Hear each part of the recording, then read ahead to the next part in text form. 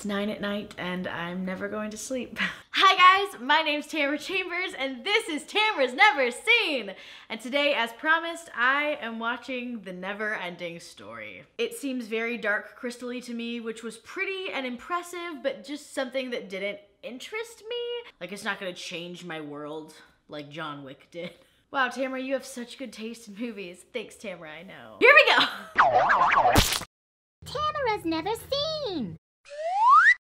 That was what I expected it to be. It was really cool looking, but story-wise and acting-wise, it just didn't blow me away. I don't think this is a genre for me that I relate to, though I recognize what cool aspects make it a whole entity in itself.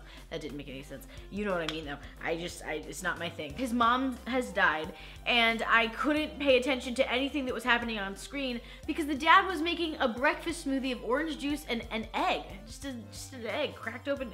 Is that a thing? That distracted me so much, guys. At the very end, the credits were rolling and I was like, but that egg though. So the kid is named Bastian, and there's the whole story plot where there's 3 bullies and they're gonna get him. They're like, oh, it's the weirdo, and they go and chase him and they throw him in a dumpster and you're like, all right, well, 80s movie. And then you find out that this little weirdo loves books and you're like, oh, I like you. So he steals the NeverEnding Story, which is this mysterious book at the bookstore. So you're in the world of the NeverEnding Story and Fantasia. Fantasia, is that what it's called?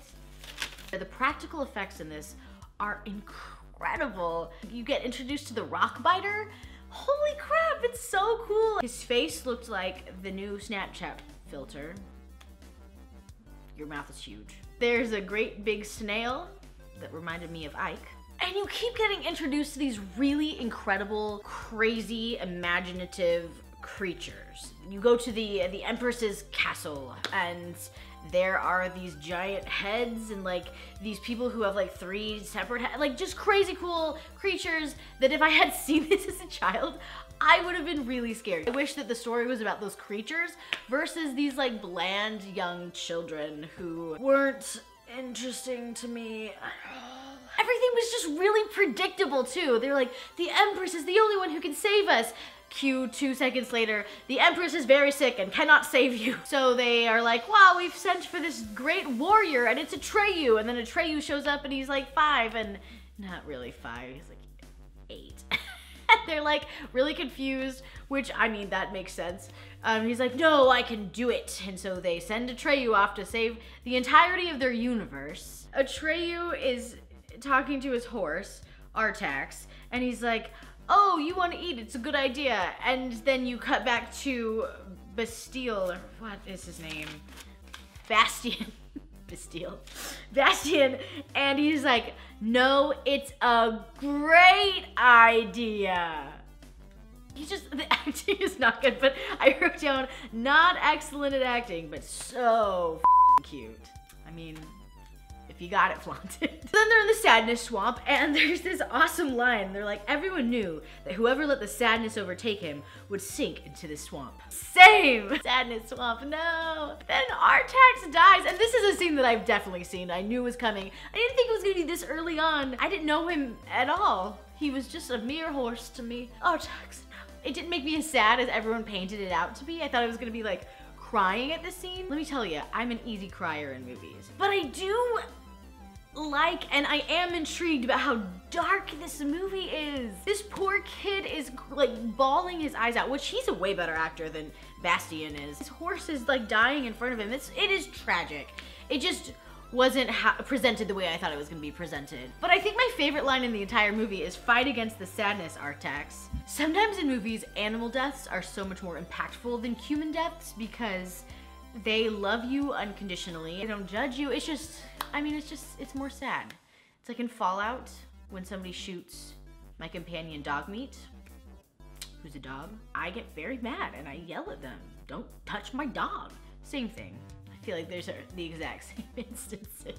Then you meet Morla, the turtle. How many pet turtles are named that? I mean, if you have a turtle and you've seen this movie, you have to name your turtle Morla. So Bastien screams when the turtle is revealed because it scares him. And I do love how engaged he is in reading this book. There's not even pictures, like no kid in this generation of children would ever scream.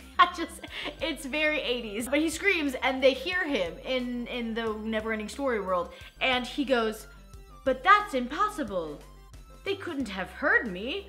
Just, again, quality acting. Also, he's 8 and I'm being a giant butthole. I feel like in the 80s, like it wasn't a giant priority to get a good actor as a child. If I see a new movie that's out now and the child or the younger actors aren't good, I'm just totally taken out of it. Also, Morla's sneezes are hilarious. I like her a lot. Morla and I would be best friends. So school lets out and Bastien has skipped school to read this book that he stole. Where is he? It's got like skeletons and like animal carcasses, but like also brooms. What is this multi-purpose room? So Atreyu is just really like going through it. Like he's struggling, he's about to pass out, and then Falkor comes to the rescue. And Falkor is this giant English-speaking doctor dog who flies. In college, I had a friend who had a dog named Falkor, and the first time we went over to her house, she was like, "Oh, my dog's name is Falkor," and everyone was like, "That's such a great name," and I pretended like I didn't want to ask what it meant, so I was just like, "Yes, so great," and now I get it, so. I wrote, Falkor is also sassy, low voice, and he winks a lot. Falkor is like hanging out with this couple they're elves? I don't know what they are. I was like in awe of the sets at this point. There was that telescope with the cool crystals coming out of it. That was awesome. Like the sets and the puppetry, and are they puppets? And then the makeup and just like the practical effects in this are really impressive. I feel like now you get cool story and great acting with CGI, and then you've got like awesome practical effects that were super engaging. Story and acting were just kind of meh. That's probably my experience. I don't think that's true. I just think that's how I see it. I really love though that they say if you don't know your own self-worth, you can't go to the Oracle. Then there's a mirror that you have to face and confronted with their true selves. Most men run away screaming. I thought that was awesome too. What a cool visual. If you like actually see yourself for who you are, then you're not gonna like it. That's awesome. The only way that they can possibly save the kingdom is if a human child gives the Empress a new name. Where could they ever find a human child? The cheesiness wouldn't have bothered me as a kid, but now I'm just like, oh my. Atreyu ends up running into the rock biter, and Atreyu's like, "It's my fault," and the rock biter's like, "But my hands, I thought they were good hands." That is kind of a sad moment though. Sometimes my hands, they don't feel like my own. I need someone to love, I need someone to hold. That was sad. Okay, all right, Tamara, don't be such a jerk. I thought they were strong hands. I'm sorry, guy. He runs into Gmork. Gmork is like, "Well, there's no boundaries to Fantasia, so you'll never find the child."